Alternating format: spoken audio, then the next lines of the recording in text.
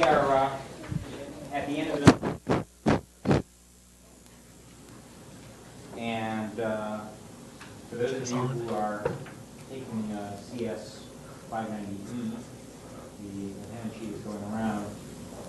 If you have missed more than 2 of the talks during the course of the semester, you should see me next week, because otherwise we have some difficulties. As I said the last week, CS 590E will resume next semester, only on Wednesdays. So if you want to sign up for it, feel free.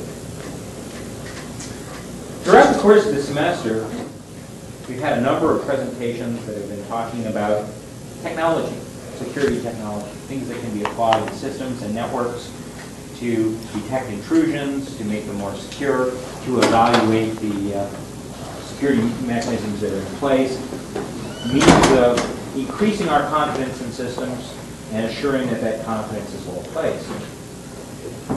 But there are always risks. There are always problems. And a key business question that needs to be asked, rather than a technology question, is what happens when something goes wrong? What do we do? How do we recover? How can we manage that risk? Well, those are important questions in the business world, and they're not being asked often enough. It's one of the reasons why we're so fortunate today to have our final speaker of the semester, someone who can talk about the business aspect of risk management, someone who has quite a bit of experience in that.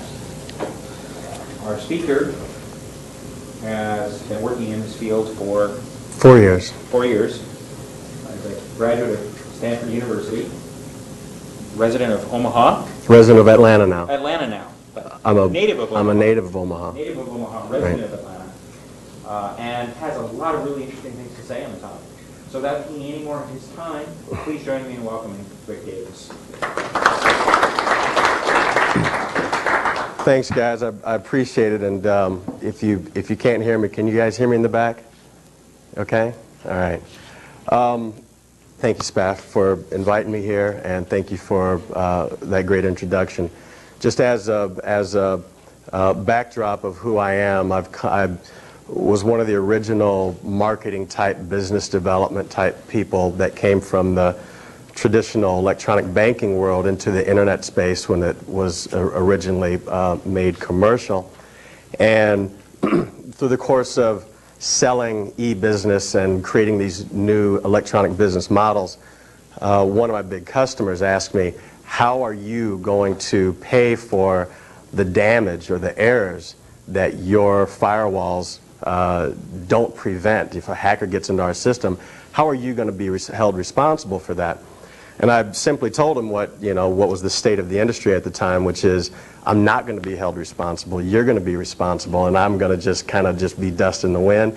And if you want me to come back and do some forensics or whatever investigation, you're going to have to pay me. And he said, well, that's not good enough, Rick. You are a very critical part of our e-business solution, and we want you to be held responsible. So literally from that conversation, went immediately to my family's insurance agency and jumped into the bottom, literally the pit of the insurance world, in order to create this new space that we now call e-business risk management. The place where I knew we had to focus was on creating this standard way of measuring e-business risk, e-business being all things internet, all things computer, all things digital. Knew that we had to create this standard way of measuring, the standard process for managing these risks, and that is how the world knows me, and that is what I do. So I have a security and internet background coming into the insurance world. And I didn't turn off my screensaver, so that thing might go away. All right, this is a conversation I had. This is an awesome conversation. It's very similar to the conversation that I had with the CIO of that big customer a long time ago. And basically, this is a conversation I had over the internet with one of my peers that says, in a nutshell, we can never expect the accountability and the responsibility to come to the surface for vendors who are out there trying to sell e-business solutions. These people have an economic incentive to create the lowest quality that the market will bear. And that is actually, that's totally true. Why would you over-engineer something when the people who are buying it aren't asking for it? The person talking says, I don't have high hopes for this approach being, you know, creating this risk-free environment, creating these levels of accountability, because the issues are usually too complex for the average user or buyer. What is needed, and I separate this and put it in bold because this is the point of why I'm here, what's needed is more consumer advocacy by the people and organizations that have the skills. And I'm here to say that people like myself, people like SPAF, people like you folks in the room, soon to be, need to become aware of this stuff and need to build the skills necessary to create this world that my friend is so adamantly thinking will never happen. What we're going to talk about is the Holy Grail being the e-business insurable standard. What is e-business risk? Changing the paradigm, creating the insurable standard, and then we're going to talk about applying the standard. How do we sustain it, and what does all this mean to CERIAS and to Purdue and to the world at large? Electronic business risk. What we're talking about here is bringing business from the traditional bricks and mortar, the traditional industrial age, into the new economy. This transformation, this paradigm shift creates huge interdependencies among all of the formerly separate business disciplines, the separate business disciplines being financial, technical, legal. There are more. I put these three main ones on the board. And really builds this web that makes them rely on each other, makes an exposure in one place have an equal exposure in another place. Financial risk, what we talk about is lost revenue, financial fraud. If your site goes down or you're compromised one way or your people can't work because your network is down, denial of service, whatever. Lost revenue, financial fraud, lost equity market cap. Just think about eBay, how they lost over $2 billion off their market cap when they had a very minor, which actually turned to be major, human/technology compromise in their system last year. Then we go to the technical risk, the compromise in network assets. That's what we're talking about when we talk about e-business risk. And of course, you can never get rid of the legal risk because there will always be liability of your online activities when something goes wrong. People will sue you. The problem when you create these interdependencies and coming from the traditional world to the e-business new economy world, the problem is that there are separate languages. Each of these disciplines, each of these financial, technical, and legal disciplines talk a different language. They talk separate languages. So it's our job to analyze the gap and to bridge the gap between the conversation among these decision makers. CEO, when CEO talks about business and opportunity risk. CFO, corporate risk manager they talk about financial risk and something that needs to be insurable. The chief operation officer talks about procedural risk. This is really where operation risk lays. And, you know, the conversation that everybody wants to have in the e-business world is the CIO, CTO world, which is the technical risk. Now, I'm not saying that any of these risks or any of these conversations are any more important than the others, but there is a gap between all these decision makers, and we, as e-business risk management professionals, need to address that gap and need to bridge that gap and create a brand new language that they all can understand at one time. The language that they need to understand is that they are responsible for these people at all times. These are the folks that keep them in business. These are the folks that they rely on. The definition, I heard a great definition of stakeholders while I've been at CERIAS and having conversation with folks. The definition of a stakeholder is whoever the company needs, period, for whatever. They need employees, they need customers, they need suppliers, They definitely need shareholders. Who's going to give them the money? They need executives, boards of directors, the decision makers, and of course, they need general public. One past customer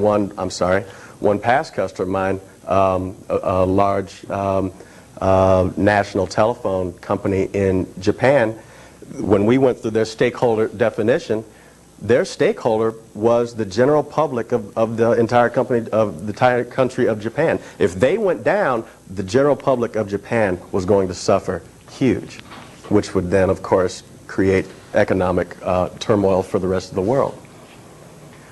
E-business risk at the bottom line is about trust and accountability. Can you trust not only the system, but can you trust the people that are employed to use the system? We're talking about users, we're talking about executives here. Can you trust people, and are they going to be held accountable? That same question that that CIO asked me. Are they going to be held accountable when something goes wrong? Not if something goes wrong, when something goes wrong. Is that right, Spaff? What are we talking about? Trust and accountability for what? Trust and accountability to address the threats to corporate assets. In the traditional world, in the industrial world, what we always talk about, the threats, you think about insurance, think about somebody putting money to cover the risk in the industrial world. What are they thinking about? They're thinking about fire, flood, hurricane, tornado. We're talking about tangible stuff here. We're talking about, when my factory burns down, I need you to come in and replace this factory and make me whole, as if the fire or tornado never happened. Versus in the e-business world, in the new economy, where's the tangible threat? Where's the tangible threat other than somebody holding a gun to your system administrator head and walking out with the server, which does happen. So then we get to physical controls, right? The intangible assets that we have to identify, categorize, and protect, the intangible assets there are relationships. Relationships with those stakeholders, relationships with your supplier, relationships with your boards of directors. Intangible assets include your reputation. What value does Amazon.com have in its reputation out there in the world? It's huge. Think about what it takes to get venture capitalists to give you hundreds of millions of dollars based on a zero profitability business model. All you have is intangible assets. All you have is your reputation. All you have is your ability to marshal the troops and to call on your peers and all that sort of stuff. Intangible, your brand equity. When you go out to www.yahoo.com, you're going to their brand because you trust that brand. So what happens when that brand goes away? What happens when that brand gets soiled? I'll tell you what happens when that brand gets soiled. Citibank, when I'm not giving any proprietary information here, but when Citibank got hacked several years ago, was that 92? 92, they got hacked by a Russian hacker. Millions of dollars were stolen from Citibank. They recovered all but between $200,000 and $400,000. That compromise, therefore, if you're looking at the tangible loss, cost them $400,000 plus whatever the forensics costs and investigation, all that sort of stuff. So let's say $600,000. Tangible, bottom line, looking at a double entry balance sheet, the tangible loss to them was between $400,000 and $600,000. Do we ever think about the intangible loss? Their brand, their market share? We have empirical data that over the next 6 to 9 months, hundreds of millions of dollars were voluntarily withdrawn from their deposits based on customers who had lost trust in that company. So what was the loss? The intangible loss was they lost customers, they lost reputation, they lost brand.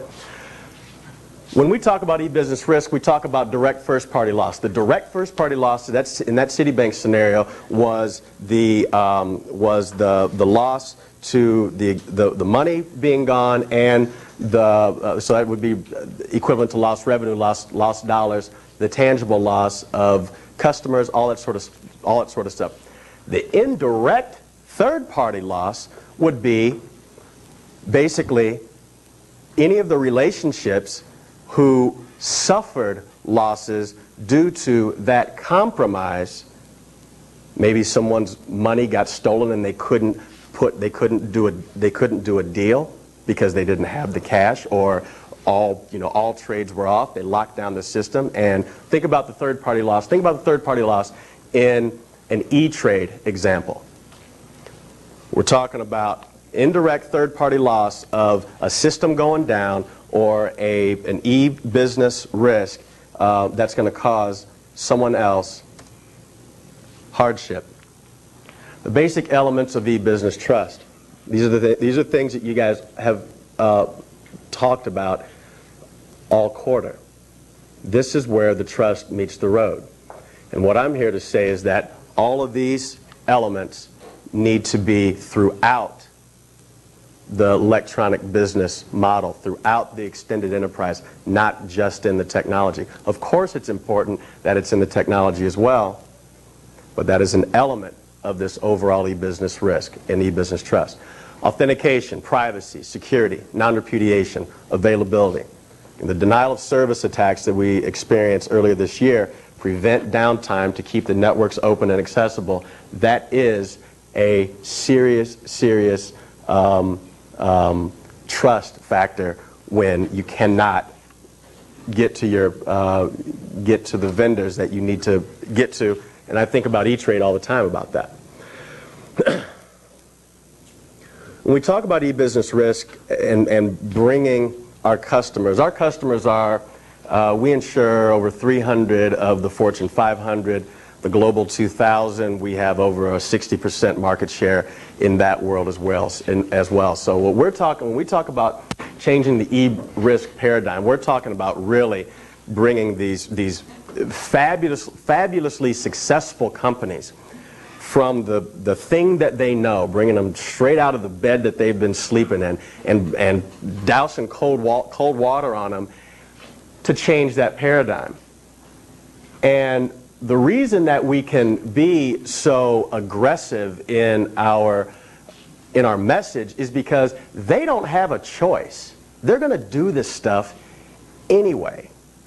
A lot of our customers, when we walk into the customer environment, they've already spent hundreds of millions of dollars, not only on their systems, but on their training and their policies and procedures and all these sorts of things to create the e-business initiative. This explosive growth and this quest for cost savings, quest for additional revenues, quest for additional customers, quest to keep their market share, market pull, public perception. That is perhaps the most important one, because everybody knows if you don't have a .com initiative going forward in the 21st century and beyond, you are not going to exist much longer.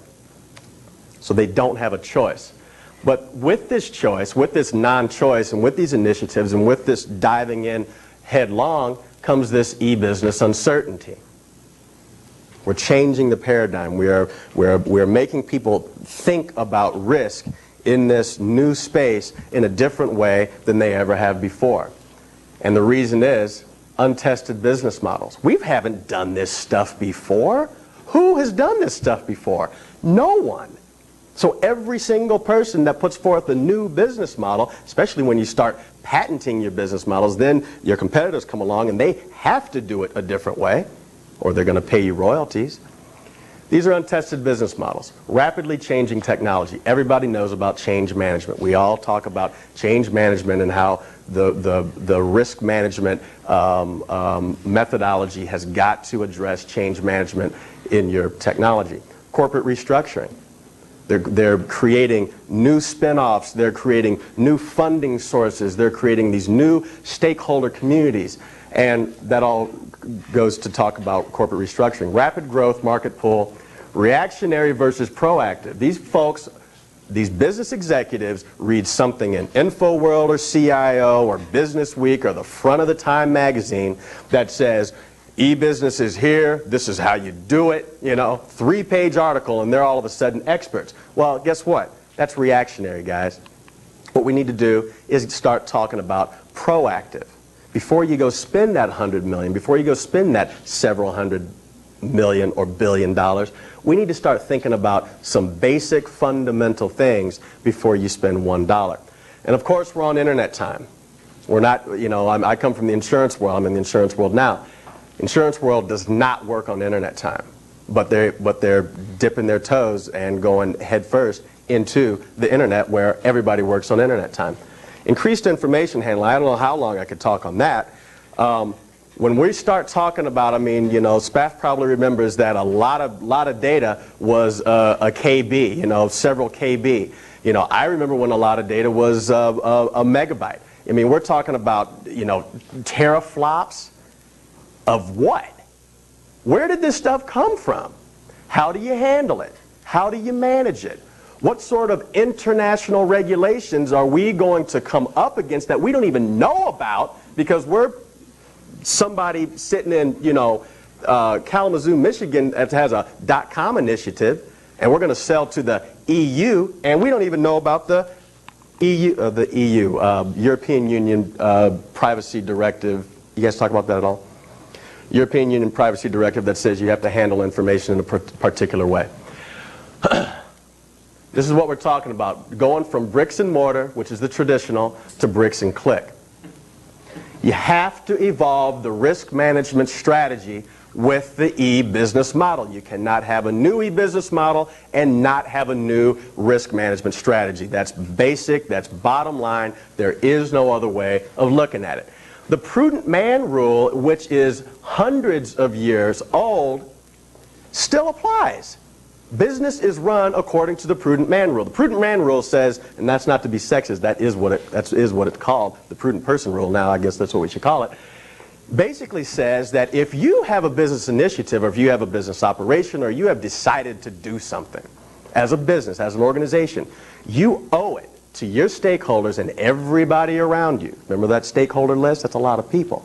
You owe it to these people around you to do what is proper and to do what is commonly accepted as the business practice standard. What business practice standards do we have that have anything to do with the new economy, the internet, and e-business? I'm here to say we need to start thinking about that stuff, because when you sit on you sit in front of a jury and you say, I didn't know that we were taking credit card numbers unencrypted, and we had 500,000 credit cards stolen, and now Visa's suing us for $600 million because they had to reissue all these credit cards. I, as a CEO, didn't know that because that's the CIO's job. Remember all that interdependency and all that stuff I was talking about? Guess what? Guess who goes to jail, guys? The CEO, the board of directors. CIO just gets fired. The controls need to be consistent with the business model. That's the whole point. Perceptions are critical. We have to take the stakeholder expectations into account whenever we're talking about doing these new e-business initiatives. If you leave the stakeholders behind, including and even particularly, most importantly, the users within your community. And when you think about users, we used to think about users in the mainframe days as the guys who had the key to get into the mainframe room. That was a user because no one else had access. Think about distributed computing. Okay, well now you have a LAN, so you got users out there that are all networked and they can get into the servers. Okay, now we're talking about business to business extranets. Who are your users now? Anybody with a password or some sort of authentication device that's going to get onto your system. Who's Amazon.com's users? Anybody who gets on their system. So you have to start taking these folks' expectations really, really seriously, and then lead them to understand how you're doing business and what the risk reward is. Intangible assets and knowledge process become the focus. What we're talking about there is looking at data elements not as objects that need to be controlled and assessed and categorized and confined and destroyed properly. What we're talking about is looking at these data elements as the logical conclusion of this knowledge process that preceded it and that created it, and that at any given time, if that knowledge process Because we're in the knowledge economy, right? I mean, everybody heard about the knowledge economy.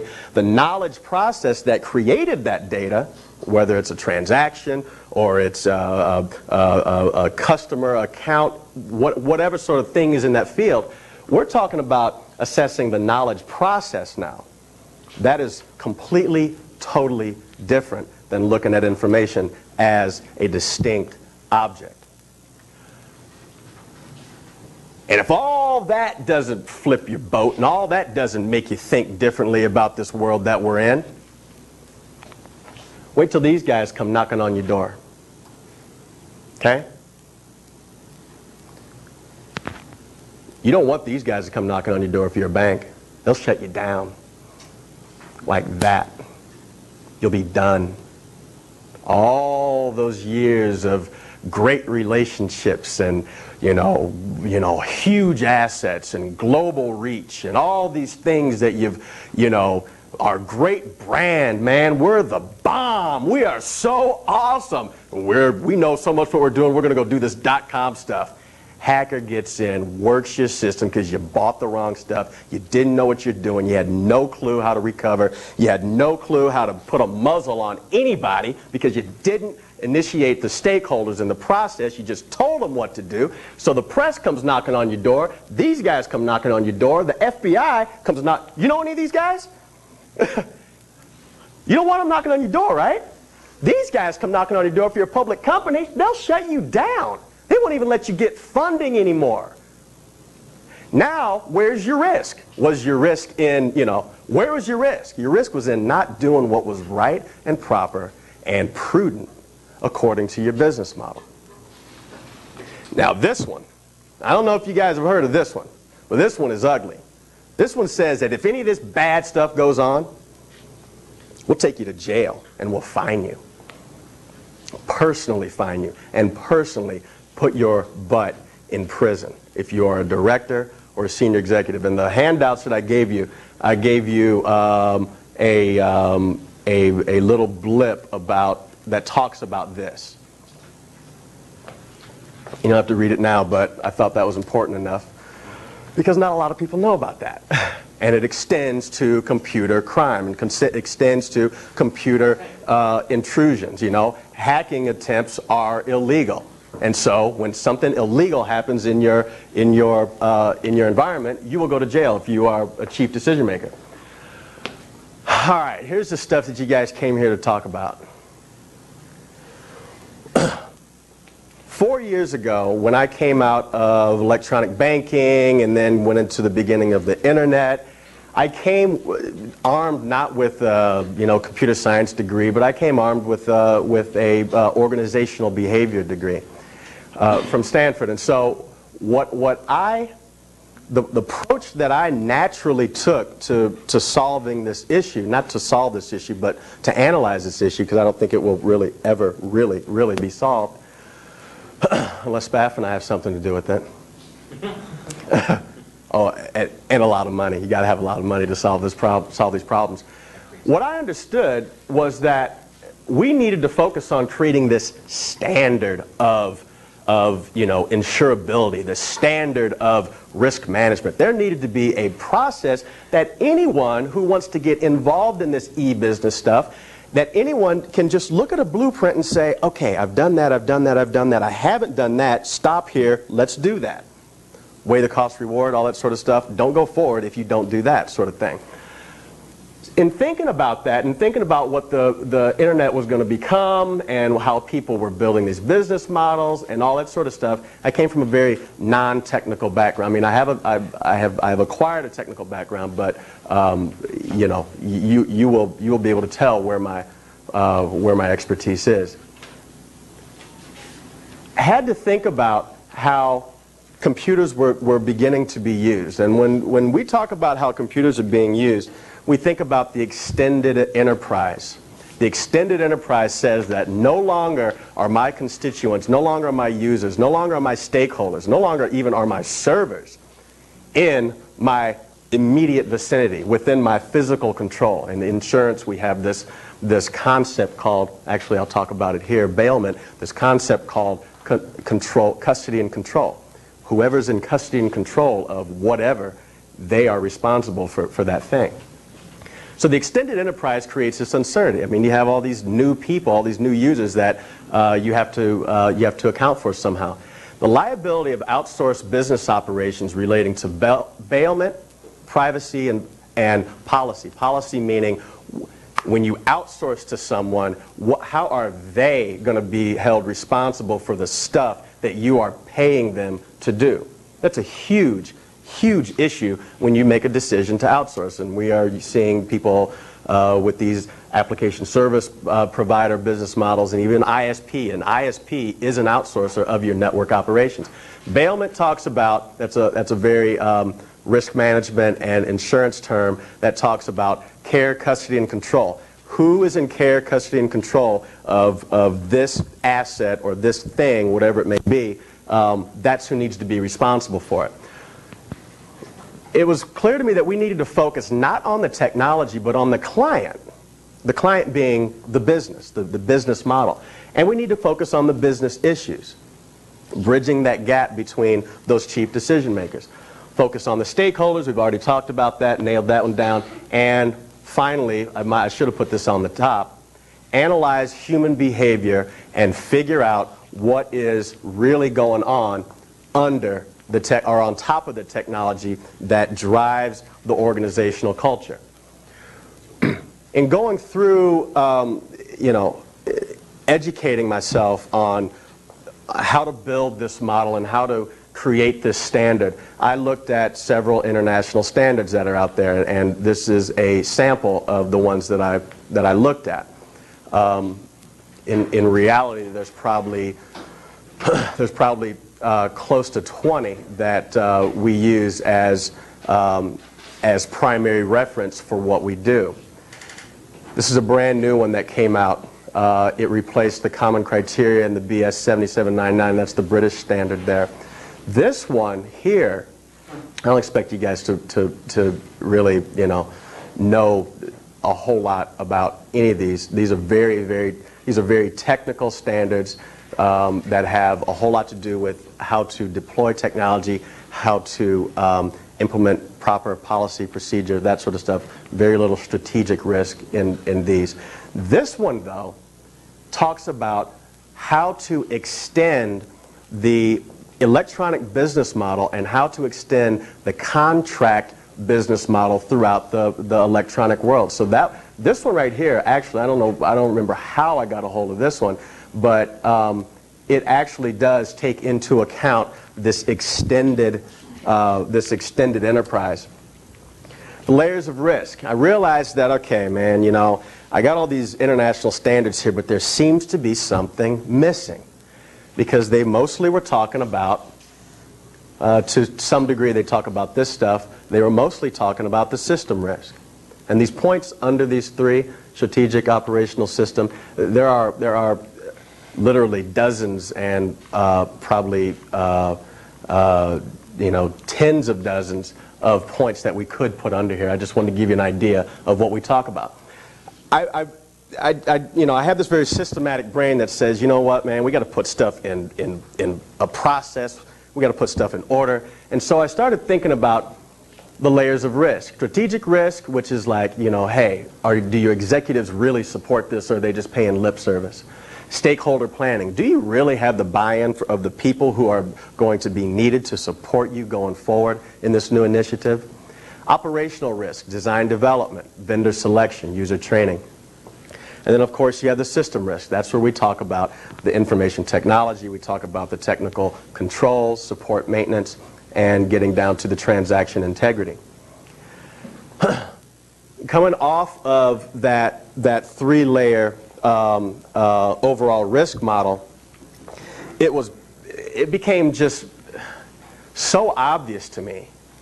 I mean, I don't really, sort of these sort of things that you wake up at 4 o'clock in the morning, you just have to go sit at your laptop and just type and just, figure out where you're headed. This is where I was headed. Knowledge is broken up into two distinct spheres. The two distinct spheres that we break knowledge into, one is explicit. Explicit is this. I'm sorry, explicit is this. Explicit is the tip of the iceberg. Explicit is the stuff that is measurable. Explicit is the stuff that's objective, quantitative. It reflects inventory, the physical environment, the technical environment, the processes that are involved with the enterprise. These are the things that we as technologists always talk about. How many times do you hear, who cares about the user? Who cares what the user wants? This is what we're going to do. User behavior is down here. What they want, what they're excited about. Reflects the organization's roles, relationships, formal and informal, because our training says that there are formal relationships and then there are informal. Sociocultural roles, communication, power, norms, unintended consequences. Unintended consequences of putting together a process or a technical environment can be huge and damaging. We as e-business risk management people have to take all these things into consideration. The point here is the tip of the iceberg. This is the iceberg analogy. 20%, the stuff that we can quantify, the stuff that goes into the databases that the technologists today are analyzing to quantify this risk and to catalog this risk. That's really about 20% of the overall risk management paradigm. The other 80% is stuff that we can't see, that is qualitative, that is subjective and tacit. We have to manage it all. We have to address it all. And we have to somehow control the losses related to all that stuff. What it requires is an interdisciplinary approach. I use the word multi there. I've been schooled on the difference between multidisciplinary and interdisciplinary. It really is right now it's multidisciplinary. Where we need to head is an interdisciplinary approach, where the organizational controls and the operational controls and the physical controls and the technical controls and the training. I put training by itself because it is that important. A lot of people put training in here, into the operational controls. All these things need to be addressed. All of them. That's the risk. Think about me as a Fortune 500 insurer. I'm not a technologist anymore, guys. I'm an insurer. I'm giving people money if their stuff goes down. What do I care about? Why would I ever in my life think about what type of firewall are they using, or what sort of internal or perimeter controls, or what sort of ports are open if they have no executive buy-in? If the people steering the boat are heading for the rocks. I don't care about this. I as an insurance person, remember we're always talking about this insurable standard? No thank you. I don't care how much money you want to give me. You don't know what you're doing. Now, I will consult with you to establish these things, and all of this stuff that we talk about, we consult on. So we bring these best practices, we bring these approach to our customers. We just don't leave them high and dry. This is a very important slide in thinking about the insurable standard. Then we got to categorize the e-business risk. Customized for each business, for each risk profile, and throughout the entire virtual enterprise. Whatever that business model deems is the virtual enterprise, that's where we have to go. So we look at the business model risk. We look at the contract network risk. We say, are you in an extranet environment where you have solid contractual relationships with the people that you allow onto your system? What do those contracts look like? What are the user expectations? How are you going to minimize the risk? And when something happens, who's going to be accountable? Specific knowledge assets. What sort of specific knowledge assets do you have on your system? What sort of specific knowledge processes do you rely on to make your company go and to create operational excellence and we categorize these things, and we put a value on them. One thing that we do in our practice is we actually are some of the few people doing this right now. We actually will put a value on intangible assets. We will actually go through a quantification exercise to put a value on these knowledge assets. And then, at the end of the day, after you do these things and create the context, these three are the context, this is the tacit world, then you can come down here, because guess what, guys? Not every shoe is going to fit the same, going to fit everybody. Not, this is not a one shoe fits all sort of thing. If you read InfoWorld, or you read CIO, or you read, any of these magazines, you think, that all these things are ubiquitous and everybody needs all these things and everybody needs the same exact things. That's what you would think. That's marketing speak. I used to speak that talk. It doesn't work. It's wrong. It does a complete disservice, and it is not selling a solution. It's actually, in fact, it adds to the problem. In fact. SAP on Windows. Sir? SAP on Windows. Yes. Yes, sir. I'm sorry. I was very interested in the fact that you said we'll put some value, quantify value.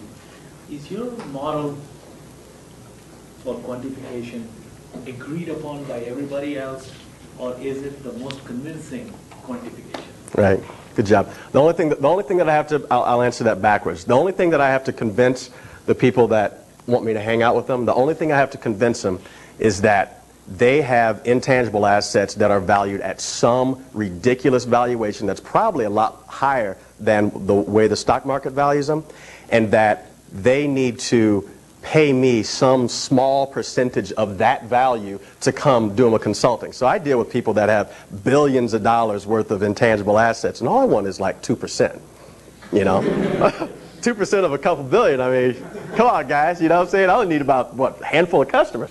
So that's the only sell job that I do.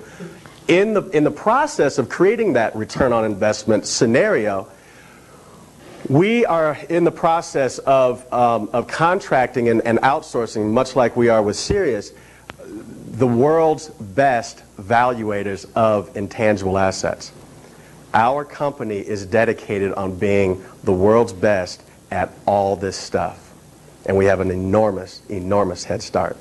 But would it be useful if some academic evaluates Absolutely. these intangibles and Abs- publishes it? absolutely. You can say this is Absolutely. one model that we can use. Are you selling me? You're selling me, aren't you? It's a problem. You need a job? Heck yeah! Heck yeah! I mean, what do you want me to answer that question? No? Of course it would be wonderful to have someone outside of the commercial realm come tell my customers that this is our third party, our third party evaluation of your stuff, and yeah, Rick pays me, but he didn't, he didn't have anything to do with it. Our business, I mean, just think about insurance. Our business is to get the most objective valuation of all this stuff so that we can feel comfortable. We don't want to do the valuation because then we're valuing something that we have to then pay for. I mean, that kind of creates a conflict on the balance sheet after a while. So you're absolutely right. And in fact, what we do is we go out to the world's best people who are leading the charge on this whole intellectual asset valuation, and those are the people that we're dealing with. Even if you feel like you can accurately evaluate the value of these intangible concepts, how can you put like a percentage on how often someone's going to break in and take these at this value? Because you even said there's a lot of uncertainty Right. and trust, Right. And you create this environment with all these controls, but still things change day to day. Absolutely. So what's good today, next week or something, when you left and you went back to your office and you're collecting this money from them, a new bug may come up. Who's going to, enforce it? They fix it and they keep up to date. Did you just read this off of this? You did, didn't you?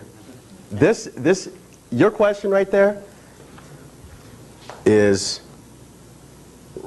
somewhere between inspect and support.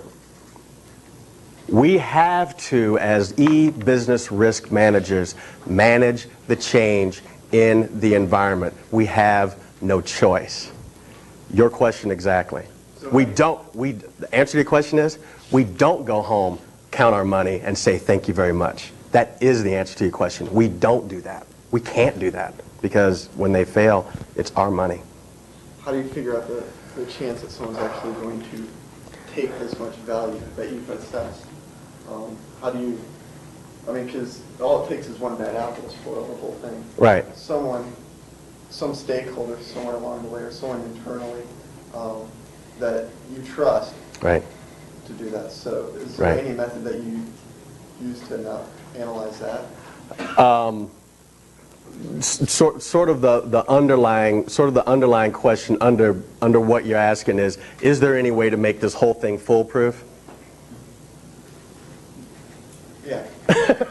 That's what I hear. The answer is hell no. Of course not. Of course, no. Great question. No. Absolutely not. Do you know of any way to make this completely foolproof?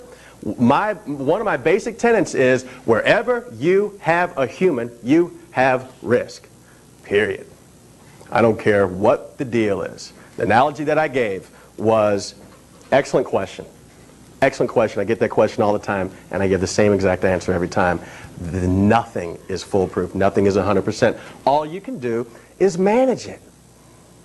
Spaff and I are having a conversation. I had this conversation with several people. The United States government used to have a doctrine of zero risk tolerance in their computing environment, in specific computing environments. And they would spend as much money as they wanted to and buy anything that someone, or have someone make anything that they thought, they got a lot of smart people, so they got a lot of time on their hands to think of this cool, gee whiz, billion-dollar stuff to secure these systems.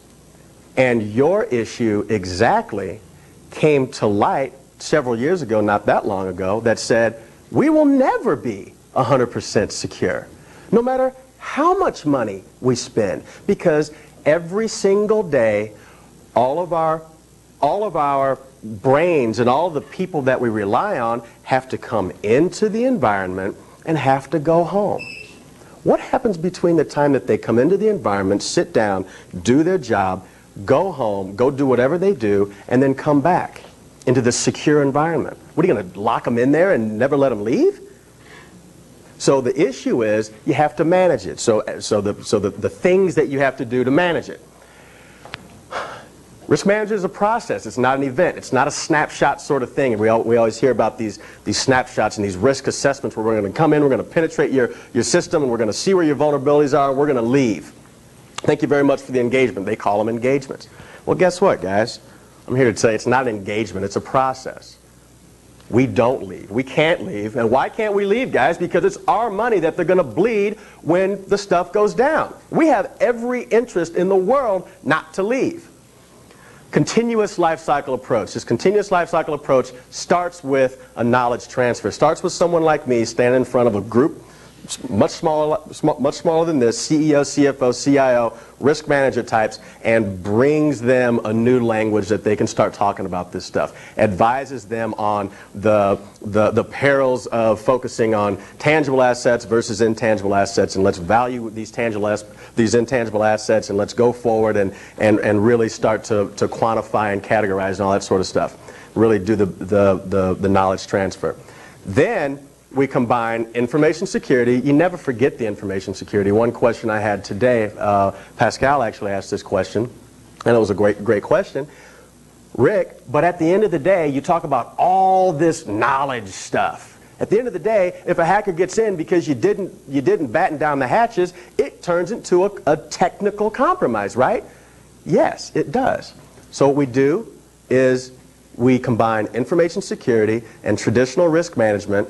Information security talks about these four things: identify the risk, protect against the risk, detect the loss or the compromise, and then finally respond to the risk, do your forensics and that sort of stuff. Traditional risk management, in the parlance of traditional risk management, what we talk about is analyze the risk, avoid the risk, control the risk, and then at the end of the day, what this does not do is transfer the risk through some securitization of risk transfer. And we're talking about Fortune 500 companies and Global 2000. That's a lot of risk. So, when we identify, analyze, we call this benchmark. You're going to take a snapshot. You're going to figure out what they have going on in their world right now, because you can't give somebody, a silver bullet if you have no idea if your silver bullet even fits their gun. Then you protect and avoid the risk. This is where we get into our blueprint exercises. We actually come in as a risk management consultant, glorified project manager, architect sort of thing, and we start to blueprint what these people need to do according to this insurable standard. Then we inspect, continuous inspection, continuous inspection and continuous probing of the entire business model, not just the technology, but yes, we do continuous inspection of the technology as well. And then finally, support. This is where the transfer piece is. This is where the reaction and the insurance piece are. A lot of our customers, we don't even call it insurance, we call it securitization of their risk, because it's no longer insurance. It's really just a big fat check that they give us and we just hold on to. You guys got any questions on this? I mean, I'm sure you got questions on this stuff specifically. This could get kind of hairy. Yes. Well, it seems kind of heard before, because with the traditional sense, if your alarm didn't work, you can kind of sue the alarm maker. Whereas software people, it's kind of a software in general isn't held to the same level as physical products anymore. And software doesn't work on your computer, it'll be bad. Let's take it a little less high tech than your alarm installer. Let's say your plumber. How many times have you ever seen on the side of a plumber's van, bonded and insured? And here's their license number. They have to be licensed. Who has to be licensed in the software world, guys? Who has to be bonded and insured to come work on your most critical stuff? And if it goes away, you're done. Nobody. So the plumber, I mean, one of the oldest professions. I mean, plumbing back in the ancient Roman days. I mean, there have been plumbers for a long time, and we have figured out that this is a pretty critical thing to our civilization. We will not let you in the door unless you are licensed and insured. A plumber. But we'll let you come configure our firewall. We'll let you, man, just come on in. Bring all your boys. We're not going to check visas. We're not going to check criminal records. We're not, man, I tell you what. Where'd you graduate from? Didn't graduate? Oh, you're a reformed hacker? Oh, come on in. You must know what's up. Like, yeah, I do know what's up, okay? Gotcha. Exactly. That's the point.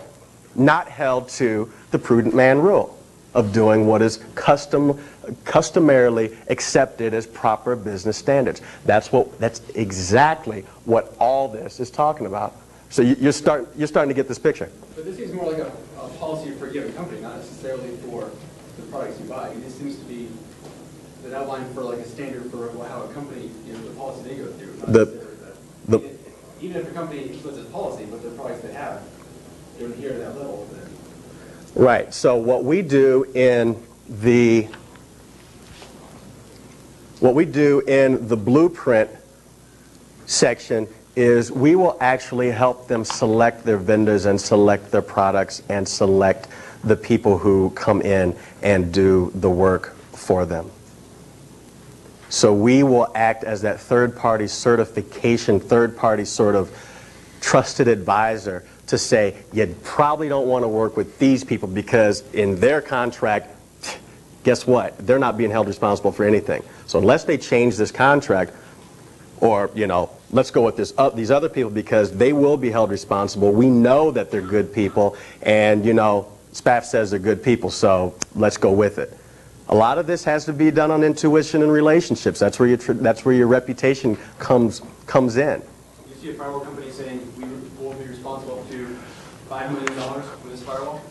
I have customers today that we have created a warranty for their firewall product? Yes.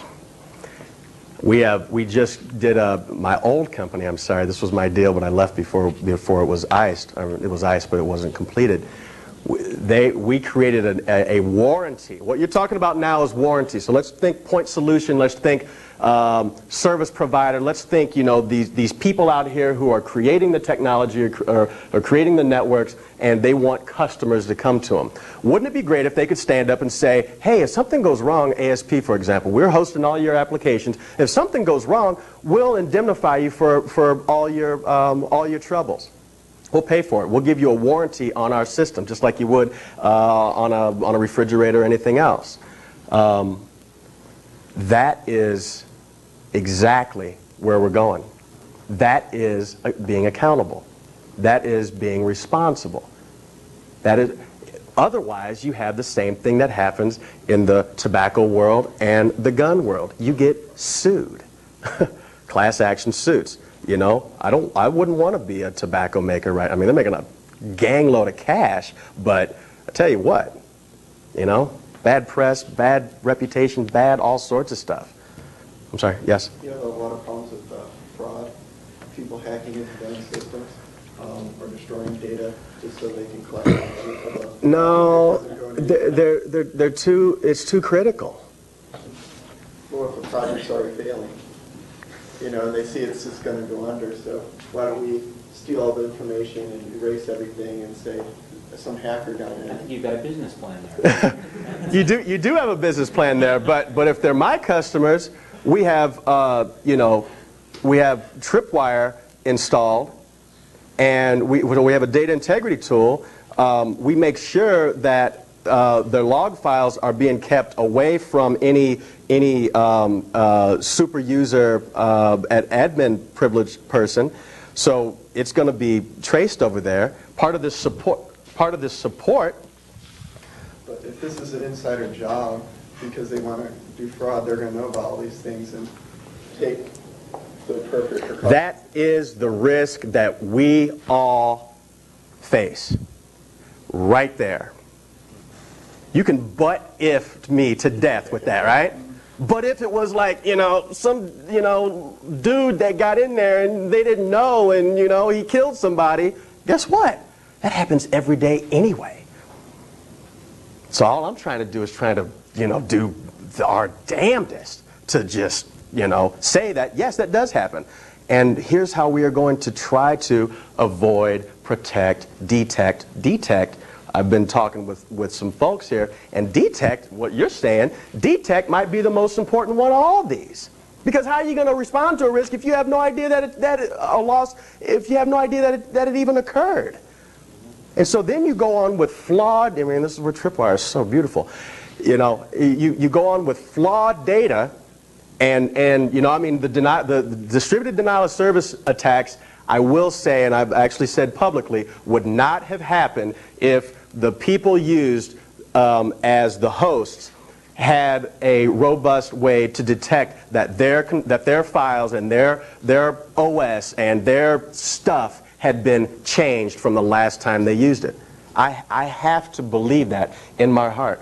I have to believe that would not have occurred. Absolutely. A tool like Tripwire would have told them that something changed. And they would have said, do you want to go on with this change? Or is it spooky enough that you want to, check it out a little more? So what does it always come down to? The human decision. And we just got to be smart. But that is, in fact, the risk that we all face anyway, is the bad person who gets in and works your life. Yes, ma'am?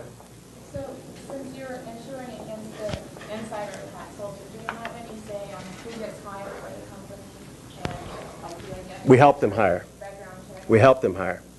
Okay, so you have a say in, like, no, we don't want these people to work for you, or... We, in fact, at the beginning of a and they don't have a dedicated InfoSec person, we have taken their pool of people that they have found through headhunters or whatever, and we have done the hiring and the pairing out and bring them the right two that they need to decide from. And then do you go through the outages and checking, making sure that people are still trusted or whatever? Still there, first of all. Well, Right.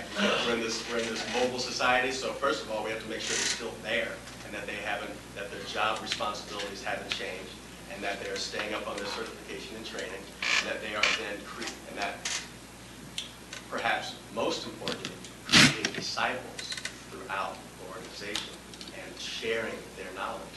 At the end of the day, guys, all we're talking about is knowledge sharing and awareness. That's what we're talking about. And experience. Yes, of course. One of the things to keep in mind for those of you who are not familiar with the insurance industry and the way it works is they don't come in and tell you what to do. They will come in and advise you what to do. And if you take their advice, then they set a premium. If you don't take their advice, they set a higher premium. Right. Or we don't insure you at all. At all. And so there's an incentive. What they do is incentivize. They don't direct. Right. Is they provide incentive. So the idea here, where somebody could commit fraud, they provide incentives to put two-factor controls in place. Right. And if you don't put two-factor controls in place, well, you pay a higher premium. And there's a risk that's always there. Insurance companies hire people with PhDs in statistics that undergo years of training. The insurance industry is the largest industry in the world. They own more property and money than any other industry and than most countries. They are very, very good at assessing risk. Right. And they understand those statistical models. So when they give advice, people who've been trained in business, which doesn't include too many people here, listen very carefully because there's a reason for those numbers. Right. Absolutely. Absolutely right. Thank you, Spaff, for that. That is perhaps one of the introductory comments that I should generally make because a lot of people don't really understand what the insurance world is all about and really the power and clout that we have. We are just now experiencing this newfound power and clout, and I've been working on this for over 4 years now, and I'm now running all of this, starting up and running all this for Aon, which is the second largest insurer in the world. Can you skip some of these? I will, absolutely. All right, guys. Here we're going to talk. We were talking about applying the insurable standard to island hopping, email exposures, website exposures, and content business model exposures. I put these in to really illustrate how we talk about loss and the magnitude of the losses that we're talking about. With each of these exposures, with each of these business models, there are particular losses that need to be addressed. All right, focus on R&D and learning. We have to do that. We have to hang out with folks like Spaff. We have to hang out with folks at CERIAS. We got to be proactive. We can't be reactive in this world. When we are reactive, we lose money. We need to focus on the knowledge sharing. We're not placing the insurance, but on the knowledge sharing, gaining the trust, and creating this insurable environment. We as these insurance folks who sustain this insurable standard need to hang out with education folks, government, and corporate people and learn from them. As long as we focus on operational excellence, we can do pretty much whatever we want. Because at the end of the day, and the insurance world knows this better than anything, if you don't risk, there will be no reward. So we can't be afraid to go forward and live outside this box. And we can never say never. We can never say that, that certain things in this environment, because it's so new, we can never say, hey, that can't be done. And of course, we have to hire smart people. What does this mean to CERIAS? What does this mean to Purdue? What does this mean to the outside world? What it means to CERIAS is that you guys, as an institution, have the inside track to the e-business future, because this is the way everything is going. We know that for a fact, and we are pioneers in this, and so CERIAS absolutely has the inside track. We can create targeted research. We can do all sorts of things in the education environment that we could never do in the commercial environment over long periods of time, collaborative. We will give you ability to create real-world experiences, to use the world as the blueprint. validation of the multidisciplinary, interdisciplinary ideas. This one is actually important, the alternate opportunity, employment opportunities. We have to understand that the only place for technologists and people that do information security is not just in doing information security. It is in doing all these things that we talk about. This stuff that you learn here, the bits and bytes of the world and the firewalls and the antivirus and the VPN and all this sort of PKI and all this sort of stuff is very, if you think outside the box, is very transferable to the real world. Kind of all a key exchange, if you think about, you know, I'm getting a little deep here, but if you think about the public key exchange and you think about how VPN handshake works, all that is an agreement to work on a certain protocol. An agreement is a contract. All it is stated expectations. So I want you to think about what we read before and focus on this with your new brain, thinking about the new things that you've been so patiently waiting for me to go through, and focus on that.